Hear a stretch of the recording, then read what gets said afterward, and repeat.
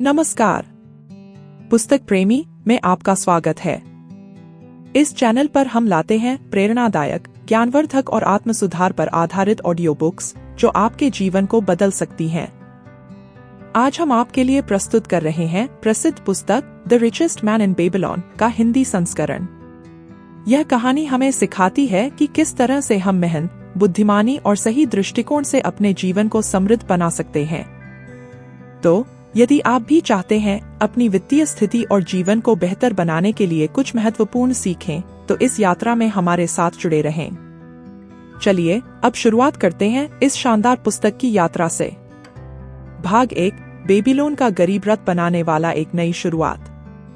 पुराने जमाने में एक प्रसिद्ध और समृद्ध नगरी थी बेबीलोन।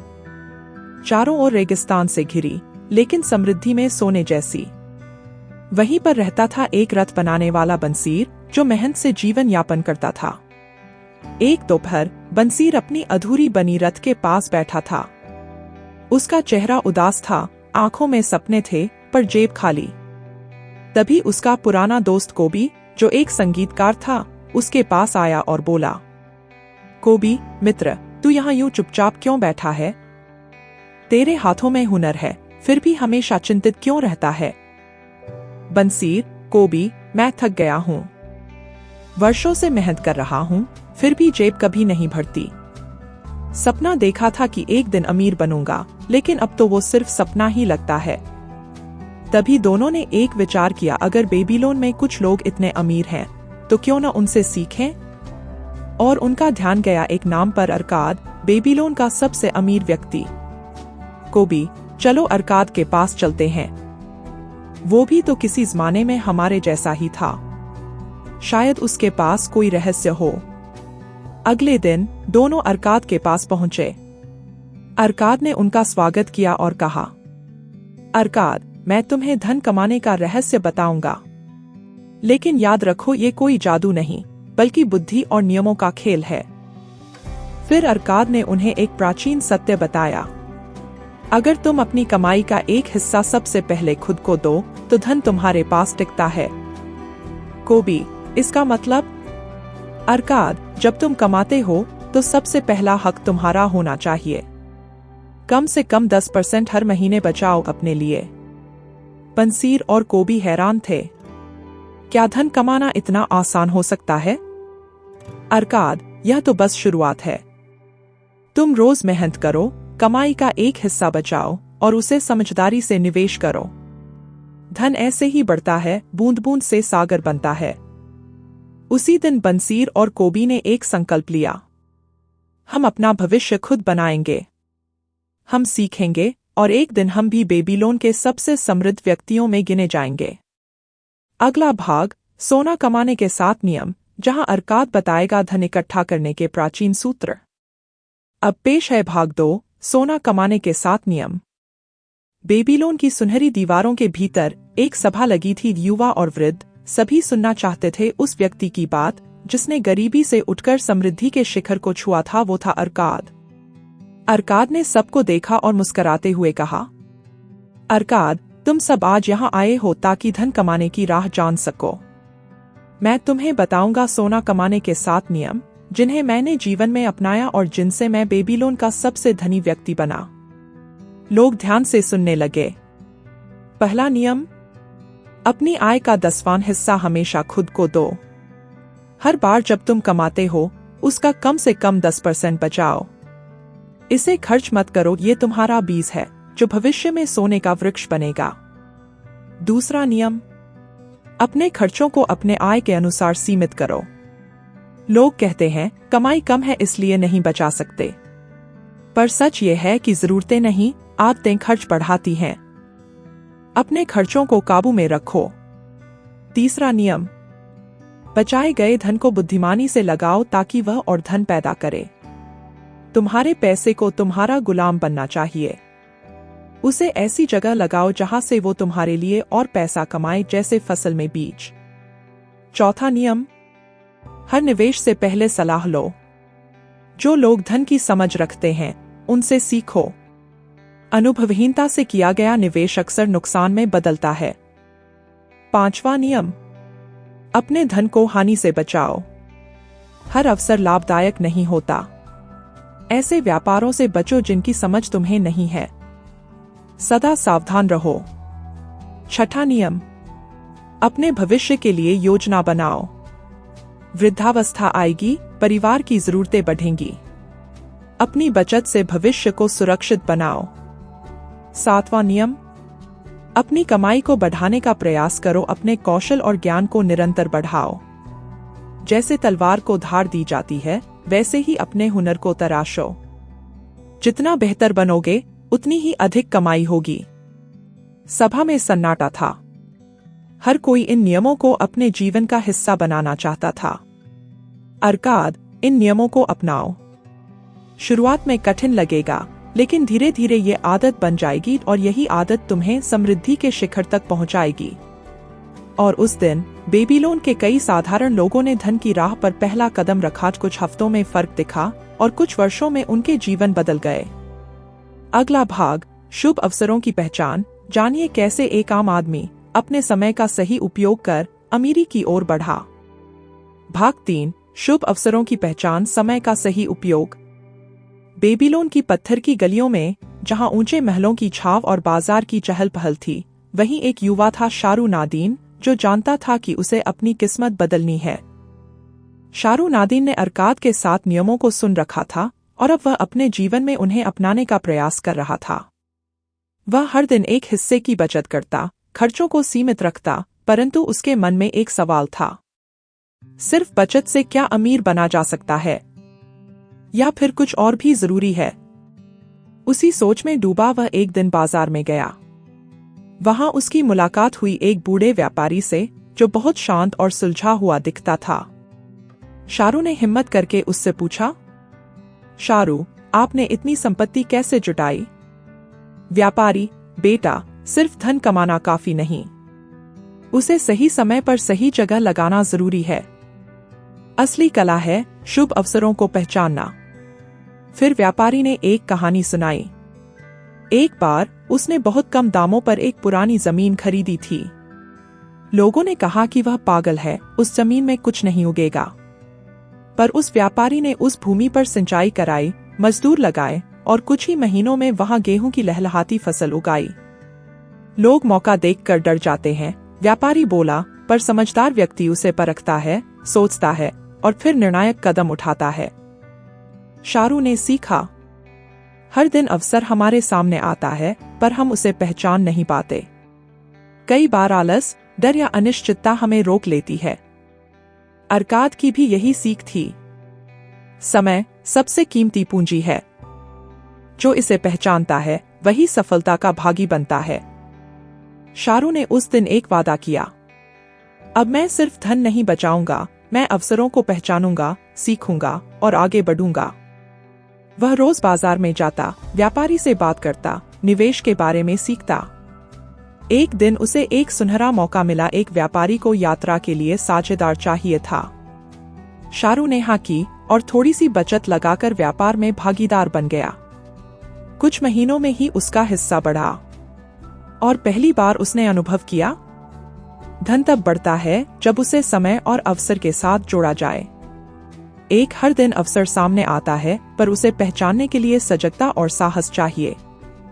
2 आलस और डर अवसरों के सबसे बड़े शत्रु हैं। 3 सीखते रहो, समझते रहो और जब समय सही लगे कदम उठाओ।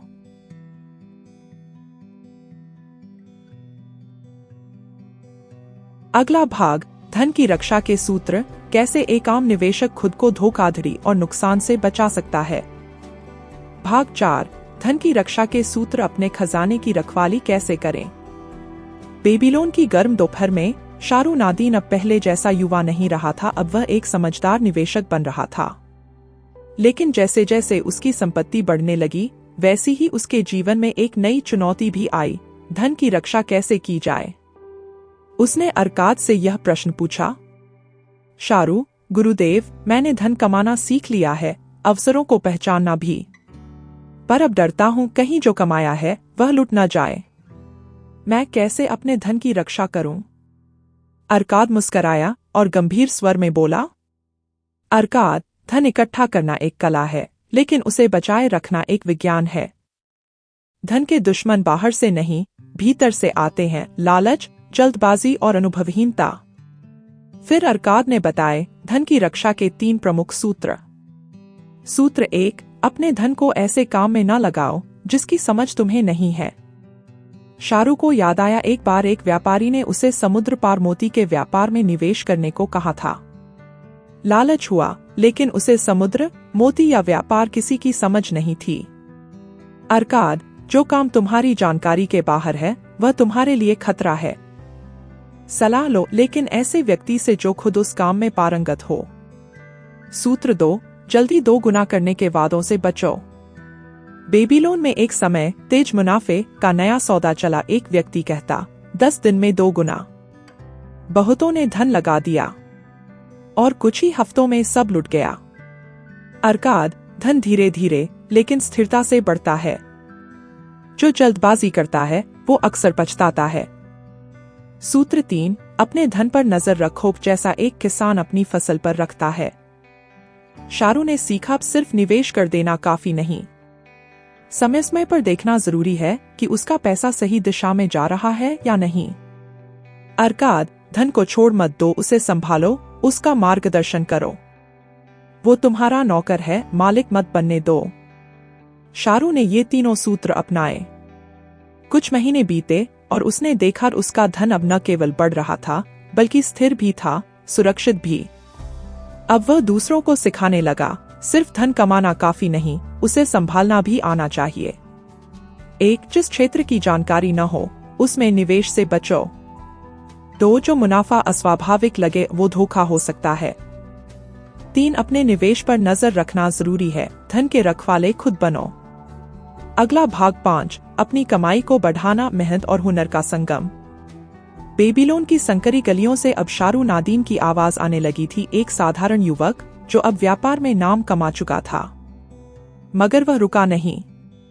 उसका अगला लक्ष्य था अपनी कमाई को कई गुना बढ़ाना। एक दिन वह फिर से अरकाद से मिलने पहुंचा और बोला, शाहरुख, गुरुदेव, अब मैं धन बचाता हूँ, समझदारी से निवेश भी करता हूँ और उसकी रक्षा करना भी जान गया हूँ। पर मैं जानना चाहता हूँ, क्या यही काफी है? क्या मैं और अधिक नहीं कमा सकता? अरकाद, बिल्कुल कर सकते हो, लेकिन अब तुम्हें अपने सबसे महत्वपूर्ण संसाधन पर ध्यान देना होगा, तुम खुद। अरकाद ने समझाया, कमाई बढ़ाने के 3 रहस्य। 1, अपने हुनर को तराशो, सीखते रहो। अरकाद, एक किसान जितनी अच्छी जुताई करना सीखेगा उसकी फसल उतनी ही अच्छी होगी। वैसे ही एक व्यक्ति जितना बेहतर अपने काम में निपुण होगा उसकी कीमत उतनी ही बढ़ेगी। शाहरुख ने फिर से लेखांकन सीखा, व्यापार की नई विधियां पढ़ी और अनुभवी व्यापारियों से सलाह ली। जल्द ही वह दूसरों से अलग नजर आने लगा। 2, अतिरिक्त समय का सदुपयोग करो। अरकाद, सफल लोग दिन के घंटे बढ़ा नहीं सकते, लेकिन उनका उपयोग बदल सकते हैं। शाहरुख अब शामों को आराम करने की बजाय नए विचारों पर काम करता, छोटे छोटे नए सौदे देखता। धीरे धीरे उसका अतिरिक्त समय अतिरिक्त आमदनी में बदलने लगा। 3, अवसर के लिए तैयार रहो। कई लोग शिकायत करते हैं, हमें मौका नहीं मिला। पर अरकाद कहते थे, मौका नहीं आता, उसे खींचना पड़ता है।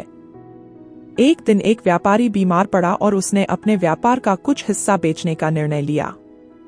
शाहरुख तैयार था, ज्ञान भी था, धन भी और हिम्मत भी। उसने सौदा किया और वह व्यापार कुछ ही महीनों में दुगना लाभ देने लगा। अब शाहरुख बेबीलोन में एक सफल, सम्मानित और आत्मविश्वासी व्यक्ति बन चुका था और उसका सबसे बड़ा हथियार था उसका खुद का परिश्रम और सीखने की ललक। 1, अपनी कमाई को बढ़ाने का रास्ता बाहर नहीं, अंदर से शुरू होता है, ज्ञान और कौशल से। 2, हर दिन थोड़ा समय खुद को बेहतर बनाने में लगाओ, वो निवेश सबसे बड़ा लाभ देगा। 3, जब अवसर दस्तक दे तो तुम तैयार रहो और दरवाजा खोल दो। अगला भाग, सबसे बड़ा खजाना, उदारता और विरासत। अब कहानी अपने चरम की ओर बढ़ रही है। अब पेश है the richest man in Babylon का भाग 6, सबसे बड़ा खजाना, उदारता और विरासत। बेबीलोन की रेत अब सुनहरी नहीं बल्कि अनुभवों से चमक रही थी। शाहरुख नादीन अब सिर्फ एक सफल व्यापारी नहीं बल्कि समाज में आदर और सम्मान का प्रतीक बन चुका था। वह अब लोगों को सिखाता, गरीबों को रोजगार देता और जरूरतमंदों की मदद करता। लेकिन एक दिन उसने फिर से अर्काद से पूछा, शारू, गुरुदेव, अब मेरे पास धन है, प्रतिष्ठा है, शांति भी है। क्या अब मेरा सफर पूरा हो गया? अर्काद मुस्कराया और बोला, नहीं शारू, अब तुम उस चरण पर हो जहां तुम सिर्फ अमीर नहीं रहोगे बल्कि महान बनोगे। अब समय है अपने ज्ञान और धन को आगे बांटने का, भी यही है असली खजाना। फिर अर्काद ने बताई उदारता की 3 शक्तियां। 1, जो ज्ञान तुमने पाया उसे बांटो, यही सच्ची विरासत है।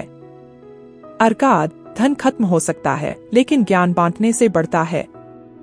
शारू ने युवा व्यापारियों के लिए स्कूल खोला जहां उन्हें व्यापार, निवेश और ईमानदारी सिखाई जाती थी। 2, जरूरतमंद की मदद करना सिर्फ दान नहीं, आत्मा की सेवा है। शारू ने देखा कुछ लोग थोड़े से पैसों के बिना इलाज नहीं करवा पा रहे थे। उसने एक चिकित्सालय शुरू करवाया, मुफ्त इलाज, सम्मान के साथ। अगर मेरा धन किसी की जिंदगी बदल सके तो यही उसका सबसे अच्छा उपयोग है। शारू का विश्वास बन गया। 3, अपने बच्चों को सिर्फ धन मत दो, सोच दो, आदर्श दो। शारू ने अपने बेटे को कहा, मैं तुम्हें सोना दे सकता हूं, लेकिन अगर तुमने मेहनत, विनम्रता और विवेक नहीं सीखा तो ये सब व्यर्थ है। समय बीता। शारू वृद्ध हुआ, लेकिन उसका नाम हर गली में लिया जाता था, उसकी संपत्ति से ज्यादा उसकी संपन्न सोच की वजह से।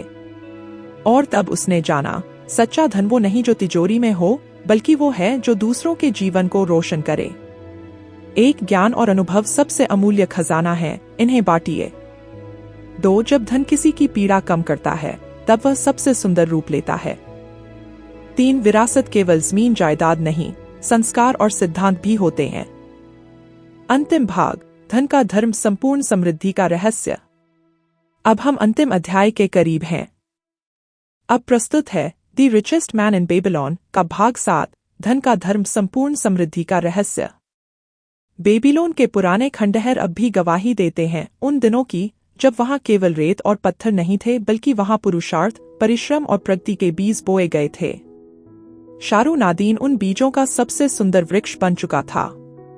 एक दिन जब शारू उम्र की आखिरी सीढ़ियों पर था, उसके शिष्य और व्यापारी मित्र उसके पास आए। उन्होंने पूछा, शारू, आपने सब कुछ पाया, धन, यश, ज्ञान, सम्मान। क्या आप हमें बता सकते हैं इस सब का अंतिम सार क्या है? शारू मुस्कराया, उसकी आंखों में अनुभव की रोशनी। शारू ने कहा, धन का भी एक धर्म होता है। एक धन एक साधन है, उद्देश्य नहीं। धन से भोजन खरीदा जा सकता है, पर भूख की समझ नहीं। धन से घर खरीदा जा सकता है, पर घर का सुख नहीं। इसलिए धन को भगवान मत बनाओ, उसे सेवक रखो और अपने जीवन का उद्देश्य कुछ और महान बनाओ। 2, जो धन रुक जाए वह सड़ता है, जो बहता है वही जीवन देता है।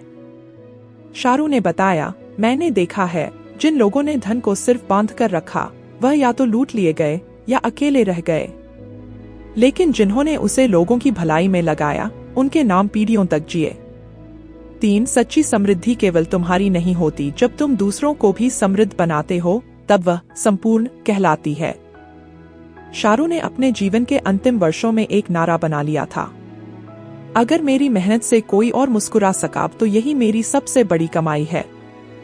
शारू की आंखें बंद हो रही थी, लेकिन उसका जीवन, उसके विचार और उसकी विरासत हर दिल में गूंज रही थी। और उस दिन बेबीलोन में एक नई बात कही गई, जो खुद अमीर होता है वह सम्मानित होता है, पर जो औरों को अमीर बनाता है वह अमर हो जाता है। 1, धन को साधन मानो, साध्य नहीं। 2, उसे बांटते रहो, काम में लगाओ, जन कल्याण में लगाओ। 3, असली अमीरी तब है जब तुम्हारे जाने के बाद भी तुम्हारी सोच जिंदा रहे। The richest man in Babylon केवल एक किताब नहीं, एक दर्शन है जो हमें बताता है कि मेहनत, अनुशासन, ज्ञान और उदारता से हम न सिर्फ धनवान बन सकते हैं, बल्कि एक संतुलित, सुखी और अर्थपूर्ण जीवन जी सकते हैं। तो यह था the richest man in Babylon का आज का हिस्सा। आशा है कि इस कथा ने आपको जीवन के कुछ महत्वपूर्ण सबक सिखाए होंगे। यदि आपको यह ऑडियो बुक पसंद आया हो तो कृपया हमारे चैनल को सब्सक्राइब करें ताकि आप हमारे अगले एपिसोड्स को मिस न करें। साथ ही इस वीडियो को अपने दोस्तों के साथ शेयर करें ताकि और लोग भी इस यात्रा का हिस्सा बन सकें। आपके सवाल, सुझाव और विचार हमें कमेंट्स में जरूर बताएं। हम आपकी प्रतिक्रिया का स्वागत करते हैं। धन्यवाद और अगली बार फिर मिलेंगे एक नई प्रेरक कहानी के साथ। ध्यान रखें, ज्ञान और मेहनत से ही जीवन में सच्ची समृद्धि आती है। Thank you.